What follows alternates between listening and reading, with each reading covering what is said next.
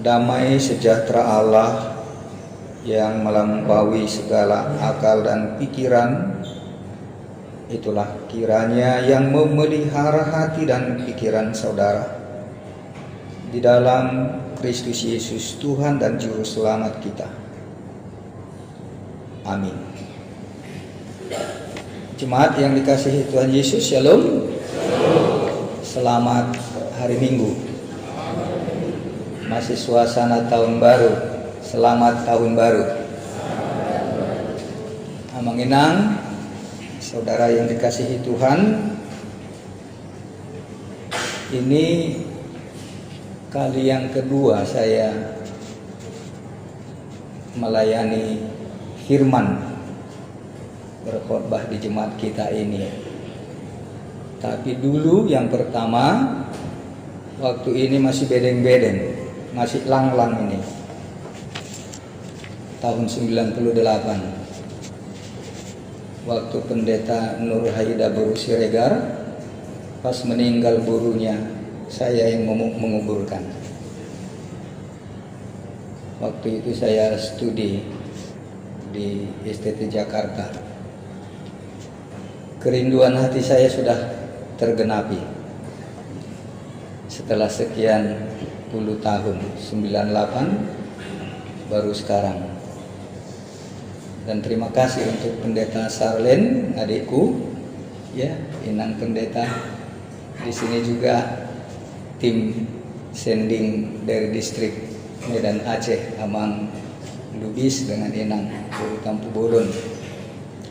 Saya baru pensiun bulan Oktober kemarin dari Resort Maranatha Medan. Kami aktif di tim sending dengan Hala Amang Situa Lubis Dohot Inang Mince, juga timnya Inang pendeta ya di tim EE. Itu sebuah pengalaman spiritual dan juga membangkitkan semangat penginjilan. Saya pikir juga jemaat kita ini sudah mengenal EE ya, Evangelism Explosion. Pendeta Sarlen dan pendeta Elsa mungkin yang angkatan terdahulu. Saya tahun 2003 waktu saya dosen di FKIP Nomensen. Ya, amanginang banyak hal yang saya rindukan sebagai pendeta yang sudah pensiun. Untuk jemaat-jemaat yang pernah saya jalani, yang saya layani, dan itu juga yang menjadi kesempatan yang diberikan Tuhan buat saya, yang saya sangat syukuri setelah saya memasuki usia pensiun. Tuhan berikan kesempatan kembali untuk berjumpa dan kembali menyampaikan firman Tuhan kepada banyak jemaat yang sudah saya jalani. Karena itu pada kesempatan ini juga menjadi sebuah kesan yang saya pikir kalau Amang Inang bisa membayangkan bagaimana dulu ketika yang saya katakan tahun 98 ini masih lang-lang ini ya. Beginilah, itulah perkembangan iman kita. Kiranya juga untuk anak cucu keturunan kita juga kita perlengkapi, kita bekali agar mereka juga mampu memenangkan kehidupan ini. Ya, Amang Inang, saya Pendeta Bernard Siagian, Inang Buruh Tauruk. Tuhan berikan anak buat kami 3 orang, 2 laki, 1 perempuan. Ada dangong kopena sohor. Dari angkatan sayalah yang belum punya pahupu. Yang terakhir dari angkatan sekelas saya itu Pendeta Robert Pandiangan. Sudah masuk usia pensiun, tetapi nanti bulan 3 baru dia dilaksanakan pensiunnya. Pendeta Nur Haida 2 tahun di bawah kami, juga pensiun nanti bulan 3 ini. Nah, karena itu dalam perjalanan pelayanan saya dan kami sebagai pendeta-pendeta yang sudah memasuki usia pensiun, tentu sangat merindukan bahwa anak-anak kita juga boleh menjadi hamba Tuhan, menjadi pendeta. Tapi satu yang saya titip pesan Apalagi dengan kondisi HKBP sekarang ini ya, jangan jadi mata duitan. Ini kecenderungan yang kelihatan sekarang. Apalagi dengan sentralisasi ini ya. Motivasi untuk mengabdi menjadi hamba Tuhan sudah semakin terkikis. Tapi Tuhan butuhkan hamba-hamba Tuhan yang betul-betul mau melayani Tuhan. Nah, semoga jemaat kita ini, dan saya tahu sedikit banyak bagaimana jemaat ini dikelola oleh pelayan-pelayan dan terutama pendeta Sarlen adik saya ya. Saya berharap banyak akan ada hamba-hamba Tuhan, anak-anak kita yang mau sungguh-sungguh terpanggil untuk menjadi pelayan, menjadi hamba di tengah-tengah jemaat kita HKBP ini. Ya, demikianlah secara singkat Amanginang kesan spontan saya. Dan saya ada sedikit karya kecil yang sudah saya kerjakan 9 tahun ini. Dari sejak saya di Rawamangun tahun 2015 yang lalu, saya mengiring firman Tuhan, suara Injil ikutlah Yesus. Nyanyian 4 suara, dan ada rekaman suara, audio, ada video. Sudah 9 tahun, satu hari pun belum pernah absen selama 9 tahun. Waktu kami dirawat COVID di Fatmawati pun sebulan, dan saya berjalan kemana-mana, kegiatan apapun yang saya lakukan, tapi tidak pernah absen satu kali pun selama 9 tahun ini. Kalau Amanginang berkenan, boleh di Facebook saya Bernard Siagian, atau nomor saya 08 13 76 56 1206. Itulah menjadi sebuah persembahan syukur saya yang setiap hari saya kerjakan setiap malam. Minimal 3 jam saya mengerjakan itu, minimal, dengan konsentrasi dan meditasi. Kiranya itu juga menjadi berkat bagi banyak orang. Dan mungkin sudah banyak yang mendapatkan, saling kirim mengirim. Seluruh dunia ini mungkin sudah saling berkirim. Suara Injil ikutlah Yesus. Di situ saya setiap hari menyampaikan firman Tuhan renungan. Karena itu Amanginang, terima kasih untuk pertemuan kita, dan Tuhan kiranya memberkati juga ibadah kita saat ini. Horas. Firman Tuhan untuk Minggu Seksagesima hari ini dari 1 Musa Kejadian 12 ayat 1 sampai ayat 5. Saya bacakan untuk kita sekalian. Demikian firman Tuhan. Berfirmanlah Tuhan kepada Abraham, "Pergilah dari negerimu dan dari sanak saudaramu dan dari rumah bapamu ini ke negeri yang akan kutunjukkan kepadamu. Aku akan membuat engkau menjadi bangsa yang besar dan memberkati engkau serta membuat namamu masyhur, dan engkau akan menjadi berkat. Aku akan memberkati orang-orang yang memberkati engkau dan mengutuk orang-orang yang mengutuk engkau.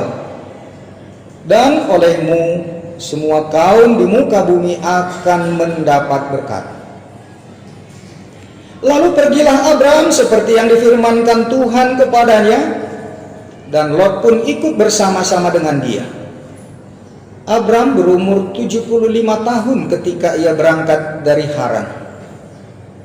Abram membawa Sarai istrinya dan Lot anak saudaranya, dan segala harta benda yang didapat mereka dan orang-orang yang diperoleh mereka di Haran. Mereka berangkat ke tanah Kanaan lalu sampai di sini. Demikian firman Tuhan. Amanginang, saudara-saudara dikasihi Tuhan, kisah Abraham di dalam Alkitab merupakan titik pangkal sebuah peradaban dalam konteks sejarah keselamatan Allah bagi umat manusia. Kalau kita mengerti secara sederhana tentang Abraham sebagai bapak orang berhikmat, orang-orang beriman, kita tentu terlibat di dalamnya. Dan itu juga 3 agama besar dunia yang mengakui sebagai keturunan Abraham secara spiritual, secara rohani. Artinya boleh dikatakan mayoritas umat manusia di dunia ini sudah menyatakan dirinya sebagai keturunan Abraham. Karena itu bagaimana kita juga terlibat di dalam sebuah proyek sorgawi, proyek pekerjaan Maha Agung Allah di tengah-tengah dunia ini melalui nama Abraham yang kita sudah akui juga sebagai bapak kita sebagai orang beriman. Ada sebuah pergeseran yang sangat radikal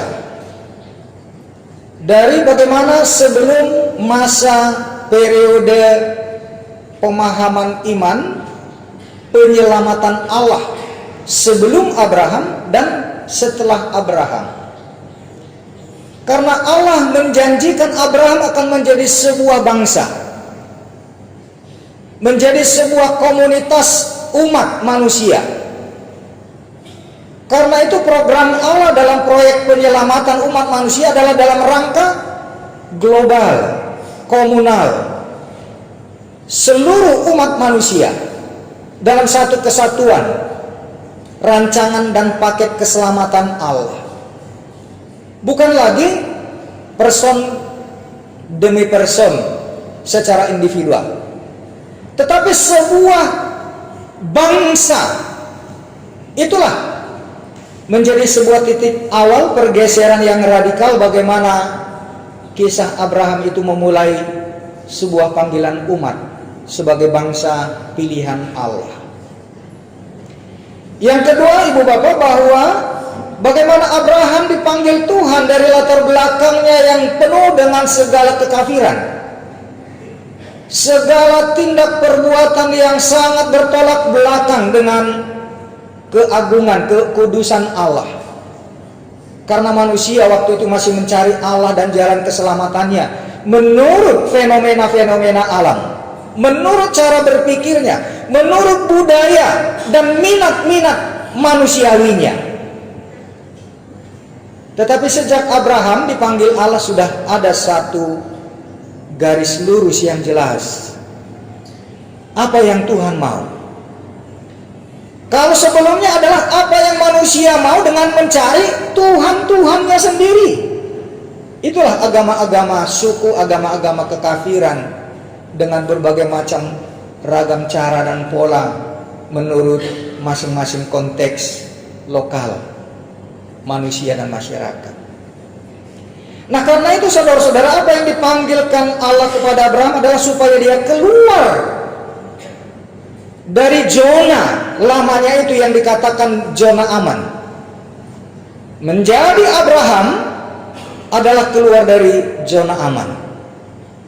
Menjadi orang yang mengatakan dirinya sebagai anak-anak Abraham, dipanggil Tuhan untuk keluar dari zona amannya, untuk menjadi berkat bagi dunia. Bukan untuk mencari keselamatan, kesenangan, dan kenyamanan bagi dirinya. Nah, karena itu apa yang dipanggil Allah kepada Abraham adalah keluar, tinggalkan. Itu sebuah gerakan dan sebuah sikap keputusan yang harus radikal,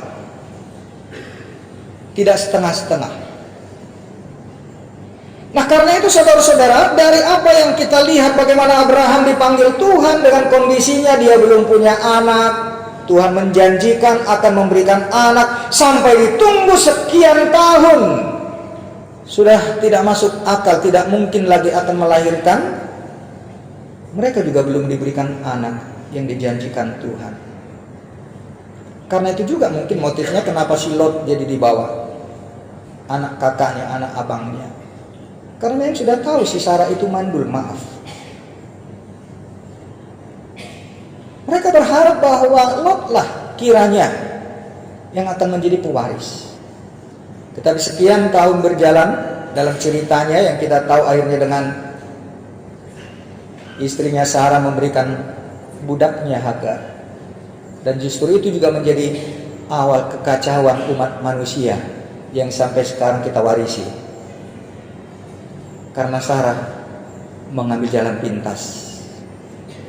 Dan Abraham turut kepada keinginan istrinya. Karena dia pakai masih logika. Memang sudah tidak mungkin mereka punya anak. Pengaruh-pengaruh seperti itulah juga yang sering berjalan terjadi dalam pengalaman hidup anak-anak Abraham kita. Tetapi kita lihat bagaimana akhirnya puncak dari pengagungan dan penghormatan kita kepada Abraham adalah ketaatannya. Setelah anak lahir, Tuhan minta persembahkan tanpa telinga aling-aling, dan dia tentu tidak bertanya dulu kepada Sarah ya, sang Tuhan, kepada sembelih anakmu. Pujian. Disinilah puncak Abraham yang kita taati sebagai bapak orang beriman. Dia sudah menjalani sebuah proses perjalanan panjang dengan segala tantangan. Tapi di puncaknya Tuhan juga minta persembahkan anakmu. Dan dia sudah siap. Nah, karena itu saudara-saudara, ini sebuah menjadi gambaran bagi kita sebagai orang-orang percaya, sebagai gereja, sebagai orang-orang Kristen, dan sangat relevan dengan epistel hari ini, abang-abang.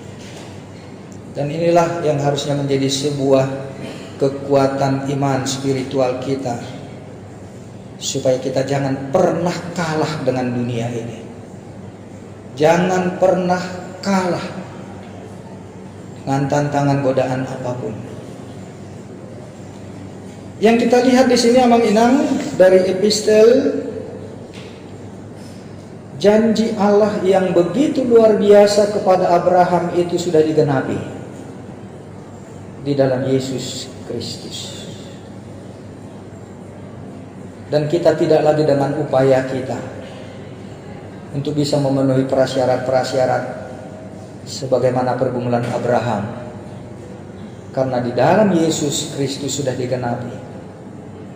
Apa yang dijanjikan kepada Abraham, lebih daripada itu sudah digenapi di dalam Kristus Yesus. Karena di dalam Kristus kita sudah menjadi anak-anak Allah. Bukan lagi sekadar anak-anak Abraham. Apalagi bukan lagi sebagai anak Abraham secara biologis seperti saudara tua kita Israel yang masih sampai sekarang mereka belum percaya kepada Yesus. Kita sudah melampaui tahap peradaban spiritualitas kemanusiaan di dunia ini, karena kita sudah menjadi anak-anak Allah di dalam Kristus. Dan bahkan di dalam Kristus kita juga sudah dipilih Allah, yang dikatakan di dalam epistel ini tadi, sebelum dunia ini dijadikan Allah. Nah, ini juga semakin tidak mungkin, tidak masuk akal ini. Tetapi bagi kita orang-orang yang sudah hidup dalam Kristus, bukan menjadi sesuatu kesulitan untuk mengerti, dan bukan rahasia lagi bagi kita, sehingga tidak ada lagi misteri bagi kita tentang pilihan Allah. Kita sudah dipilih Allah di dalam Kristus sebelum dunia ini dijadikan Allah. Artinya Bapak Ibu, bahwa sebagai orang-orang yang sudah hidup dalam Kristus, sebagai anak-anak Allah di dalam Kristus, kita ini sudah dipilih sebelum dunia ini dijadikan. Artinya kita sudah ada di dalam hati Allah. Sebelum Allah merancangkan bumi dan alam semesta ini, orang-orang yang sudah di dalam Yesus Kristus, kita sebagai anak-anak Allah di dalam Yesus Kristus ini sudah ada di dalam hati Allah. Itulah artinya saudara-saudara bahwa kita sudah dipilih sebelum dunia ini dijadikan. Contoh saudara-saudara, ya mungkin kalau sebagai seorang tukang atau membangun sebuah bangunan, sebelum bangunan atau benda itu dibuat, dalam benaknya kan sudah ada itu, sehingga dia merancang sesuai dengan yang ada di dalam benak, di dalam hatinya, untuk kepentingan dan model bagaimana itu sudah ada di sini. Begitu juga lah apa yang dimaksudkan oleh firman Tuhan epistel ini. Sebelum Allah merancangkan dunia ini, sebelum Allah menjadikan dunia ini, kita sudah ada di dalam hati Allah. Tadok di Majowarta. Siapa engkau? Siapa aku? Di mana engkau lahir? Siapa orang tuamu? Dan kapan engkau akan dilahirkan? Kapan engkau akan berakhir perjalanan hidupmu di dunia ini? Itu semua skenario itu sudah jelas lengkap dalam dokumen Allah. Artinya itu Bapak, di dalam Kristus kita adalah orang-orang pilihan Allah yang bukan kebetulan ada. Dan tidak ada yang kebetulan bagi orang-orang yang di dalam Kristus. Semua sudah ada dalam rancangan skenario Allah yang jelas. Cuma yang menjadi persoalan adalah bagaimana kita untuk mengerti skenario perjalanan hidup kita ini, supaya kita jangan menyimpang dari peran-peran dan maksud Allah dalam menghadirkan kita di dunia ini.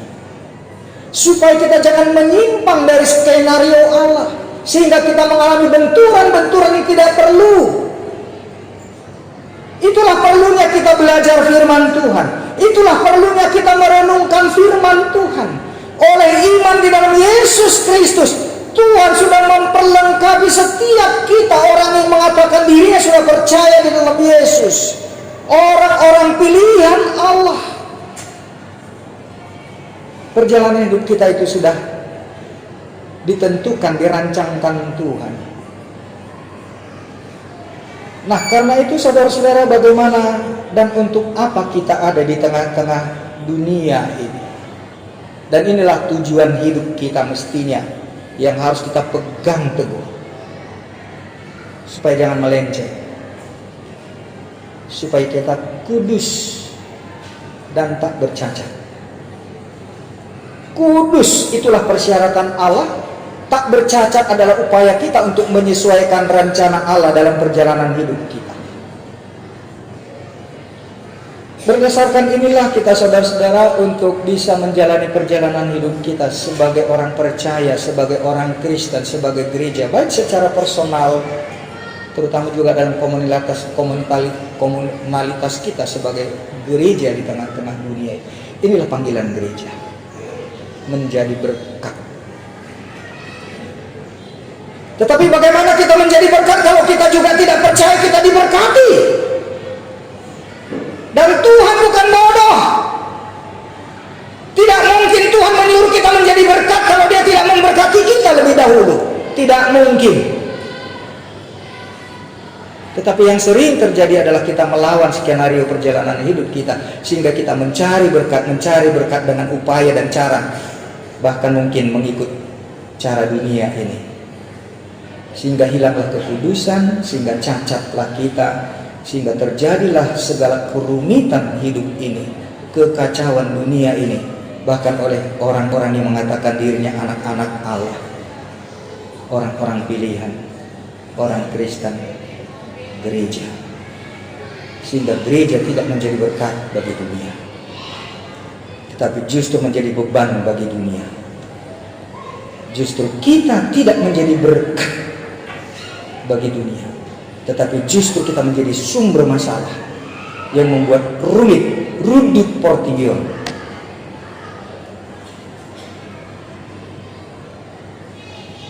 Memang mungkin sedikit saya berefleksi ya.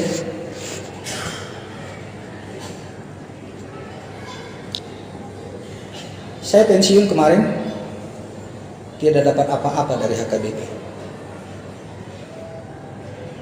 Nggak usah saya buka di sini, nanti tersandung Imam Amanginang. Tapi saya sangat bersyukur Ya terus terang saya katakan, saya hanya mendapat 6.491.000, sekian sen pensiun kemarin. Aduk ini tentu tahu kalau sekarang pensiun pendeta HKBP itu paling tidak 300 juta dia terima. Tapi itulah pergumulan saya di HKBP. Apalagi setelah sentralisasi sekarang ini memang sangat meragukan. Yang saya mau katakan, ya saya sangat bersuka cita. Sedikit pun saya tidak ada cemburu dibandingkan teman-teman yang lain, mereka mendapat sekian ratus juta. Karena motivasi saya tidak ada untuk mendapatkan apa-apa dari HKBP. Saya tidak ada sedikit pun berniat untuk mendapat dari HKBP. Justru saya bersuka cita kalau saya bisa memberi kepada HKBP, kepada siapa saja. Kalau Tuhan masih beri kesempatan itu buat saya, itulah panggilan Tuhan buatku. Tidak perlu saya menuntut, karena memang bukan itu tujuan saya.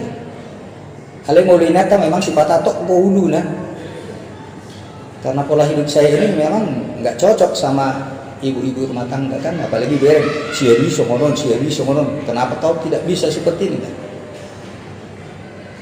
Itulah konsekuensi. Artinya menginang.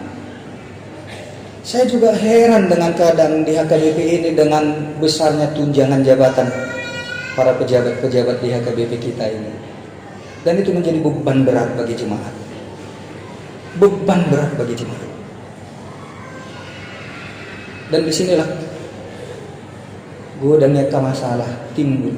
Akhirnya aka dongan na dihuyauma, dibebani, dijejali terus. Harus store. Bukan hanya 55% itu saja. Itu saja sudah membuat banyak jemaat sudah manggepori. Lain itu juga. Makanya saya katakan tadi kepada pendeta Sarlen, mestinya preses itu nggak perlu lagi. Nggak perlu lagi preses itu. Cukup koordinator saja. Tetapi dimekarkanlah. Cukup saja 10 satu distrik, satu resort, 10 resort satu distrik, tapi koordinator, nggak perlu full timer itu, nggak perlu tunjangan jabatannya sekian.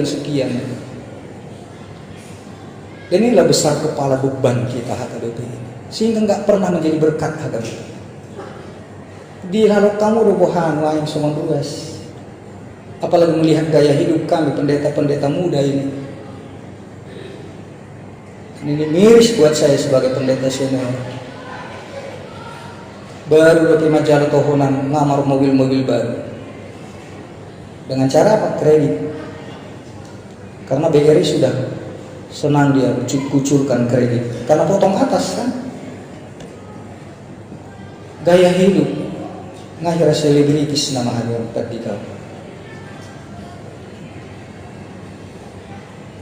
Dan karena itu memang saya nggak suka di HKBP ini. Kita denangil saya doa. Apalagi kalau sendiri godang, saya paling keras melawan. Nah, yang saya mau katakan mengenai bagaimana kita berefleksi sebagai gereja yang harus menjadi berkat. Harus menjadi berkat. Karena apa? Tuhan sudah janjikan, aku akan memberkati engkau supaya menjadi berkat. Tetapi kalau kita yang mau mencari-cari berkat, nggak akan pernah kita menjadi berkat. Kita menjadi beban. Inilah panggilan gereja, panggilan kita sebagai orang beriman. Bukan lagi hanya anak-anak Abraham, tetapi kita anak Allah yang turun dari sorga. Dengan tujuan tadi supaya kudus dan tak bercacat. Kalau belum korupsi kita, anak ini dibata dope kita. Kalau kita sudah menipu untuk bisa mendapatkan hidup kita, apakah anak Allah? Kalau kita harus mencuri supaya kita bisa hidup, apakah ini identitas orang Kristen? Apakah kalau kita berspekulasi supaya kita kaya raya, itu identitas anak-anak Allah?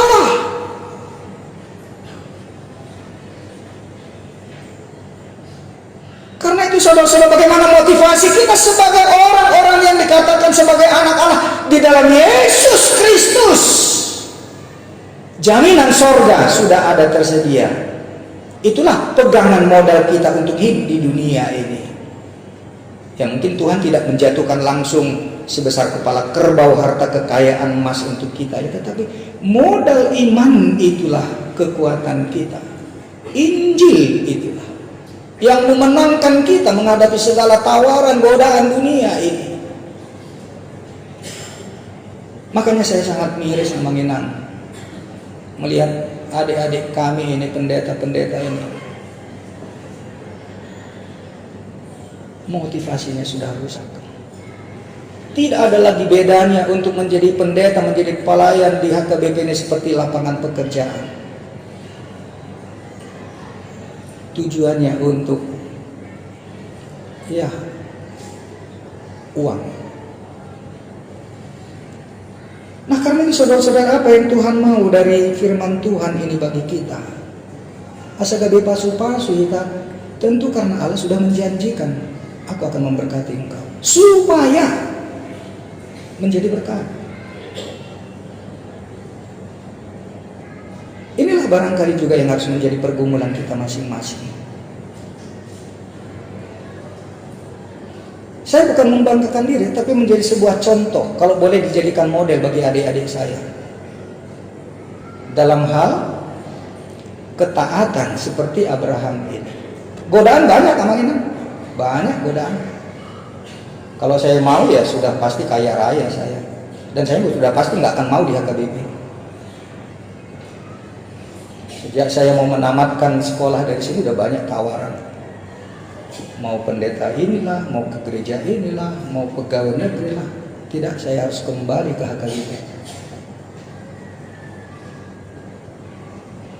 Yang saya mau katakan kepada kita menginang, bagaimana kita sebagai anak-anak Abraham secara rohani, terutama dari firman Tuhan Efesus ini ya, Efesus, yang sudah menjadikan kita anak-anak Allah yang di dalam Kristus. Kita dipilih sebelum dunia ini dijadikan. Kita sudah ada di dalam rancangan Allah. Rancangan Allah tentu yang terbaik. Bukan yang nomor 2, yang terbaik. Tapi jangan kita merancang lagi jalan hidup kita sehingga menjadi bukan lagi rancangan Allah yang terjadi. Bagaimana gereja menjadi memenuhi rancangan Allah, bukan rancangan pimpinan. Karena itu sinode godaan kemarin yang terakhir saya ikuti, saya dengan keras mengatakan supaya HKBP bukan demokrasi, tapi kristokrasi. Macoput nasinurat salah satu, bukan demokrasi. Dan itu sesuai dengan konvensi HKBP yang tidak dihayati lagi oleh kami-kami pendeta ini. Karena berkutat terus untuk terus memenangkan dirinya. Ya puji Tuhan, sudah ketuk palu yang sinode kemarin itu tahun 2026 ini, sinode amandemen untuk sistem pemilihan. Ini yang merusak HKBP ini. Tapi saya nggak yakin mereka-mereka ini punya niat baik. Tidak yakin saya. Karena masih lebih senang dengan rebutan suara. Disitulah bermain.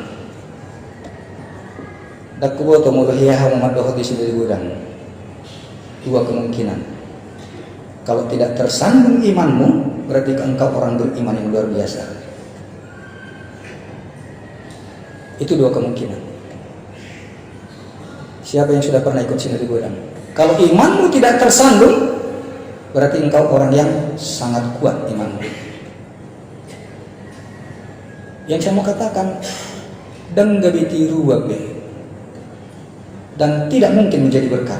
Tidak mungkin. Karena segala cara dilakukan. Sudah lebih kotor dari dunia ini.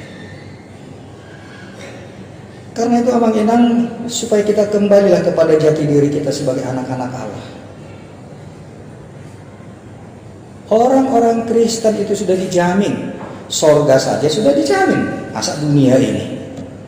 Kan itu yang dikatakan Yesus Matius 6 ayat 33 ya. Carilah dahulu kerajaan Allah dan kalau ini odeng ini tuh 3 triliun nggak ada artinya itu dibandingkan ini tuh yang di sorga itu. Lantas kenapa kita gara-gara yang sampai SRP gak bisa tersambung iman kita? Kenapa hanya gara-gara urusan 100.000, 200.000 atau sekian juta atau sekian miliar kita nggak sampai lagi mendapatkan warisan sorga? Tartuh kita ya. Bisa kita membeli sorga itu sudah dikasih gratis. Kok kita masih lebih nikmat dengan yang ini? Nah karena itu kita harus tinggalkan. Bukan artinya Tuhan tidak beri. Tuhan janji pasti berikan. Akal ordeng itu pasti diberikan. Dan keyakinan itu yang harus kita miliki emang. Supaya kita jangan cenderung tergoda dengan pola hidup dunia ini. Nggak ada artinya ya. Satu kita. Jalan gere-gere dosi patah, tetapi kadang-kadang jadi menyakitkan juga kalau saya secara iseng katakan ya. Di Papua dong mbak sekian ratus juta saving sampai miliar. Kalau saya secara sederhana, tapi jadi nyentil. Asa dong buka rubatan haluan. Karena dia tidak percaya kepada Tuhan. Dia percaya kepada uang. Sehingga memang apa yang dia kumpulkan itu diberikan Tuhan sakit supaya dihabiskan itu. Jangan seperti itu kita mau. Jangan seperti itu. Jangan kumpulkan hartamu di dunia ini, tapi yang di sorga.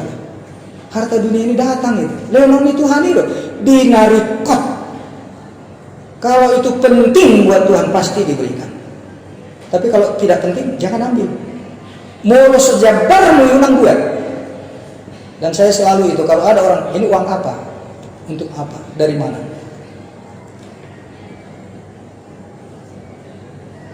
Tapi saya nggak pernah merasa kekurangan. Ya, Tuhan ini mah merasa.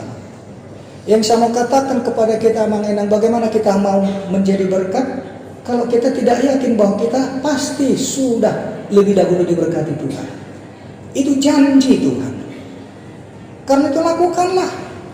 Carilah dahulu kerajaan Allah dan kebenarannya. Unang margabus, unang manipu, unang bahen songon. Kami nadia jibatan para patan, isai para jibata para parapat. Kilo si ulu ajar. Ya tuh si hamu dong, kilo si ulu ajar. Timbangan itu bisa diatur, mau berapa? Oh ya 1 kilo katanya, tetapi sebenarnya itu 7 on, 8 on, 9 tergantung dia, bisa diatur itu. Dan itulah keprihatinan kita. Akah halak batak deh, halak AKBP, halak Kristen deh, kita deh. Karena itu harus kita yakini bahwa Tuhan sudah lebih dahulu sediakan itu. Dan ini janji Tuhan kepada Tuhan sudah memilih kita sebelum dunia ini. Artinya kita jauh lebih berharga dari semesta alam ini.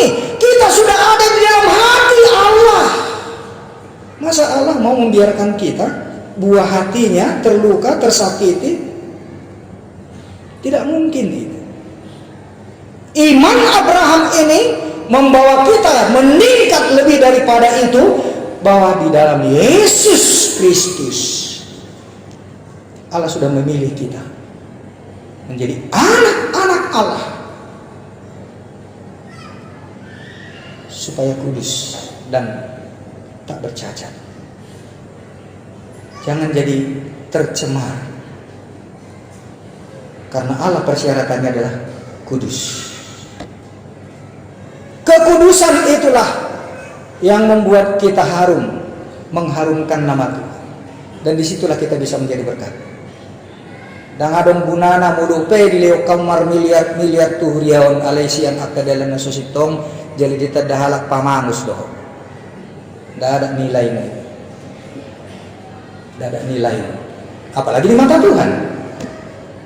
Di mata ni jol mana bisuk pedang amnilan.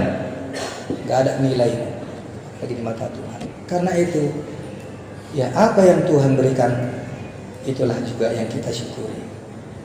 Jangan ambil yang bukan bagian. Lakukan panggilan sebagai anak-anak Allah, kudus dan tak bercacat. Asa kami pasu-pasu menjadi berkat, bukan mencari berkat. Orang Kristen tidak disuruh Tuhan mencari berkat, tapi menjadi berkat, karena Tuhan menjanjikan Tuhan memberkatinya. Amin. Bapa di sorga, kami bersyukur kalau Tuhan berkenan atas kami dengan firman yang sudah kami dengar. Kalau Tuhan juga mengingatkan bahkan menegur kami, biarlah menjadi kemuliaan bagi nama-Mu. Ajar kami menjadi anak-anak-Mu yang telah Engkau kuduskan di dalam darah Yesus Kristus, sehingga segenap tantangan dan cobaan godaan apapun boleh kami menangkan oleh karena kekuatan yang dari Tuhan. Kami sudah mendengar firman, biarlah kami juga Engkau perlengkapi dengan roh, hikmat, dan keberanian, kemauan yang sungguh dan tulus untuk menjadi berkat. Jangan biarkan kami juga Tuhan mencari-cari berkat yang menurut pikiran dan keinginan duniawi, karena Engkau sudah menjanjikan itu bagi kami lebih dahulu sebelum kami menjadi berkat.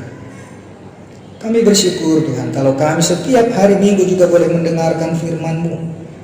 Gereja ini menjadi tempat bagi kami untuk belajar ketaatan akan firman Tuhan. Biarlah ketaatan kami semakin Engkau teguhkan dan pulihkan setiap pribadi di antara kami jika selama ini kami tidak dengan sepenuh hati taat kepada firman-Mu.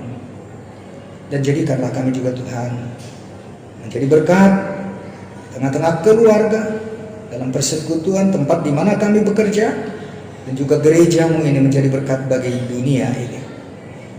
Kami berdoa untuk saudara-saudara kami yang nama-namanya sudah tercantum di dalam kertas acara ini yang mengalami sakit penyakit. Tuhan, kami bawakan mereka satu persatu.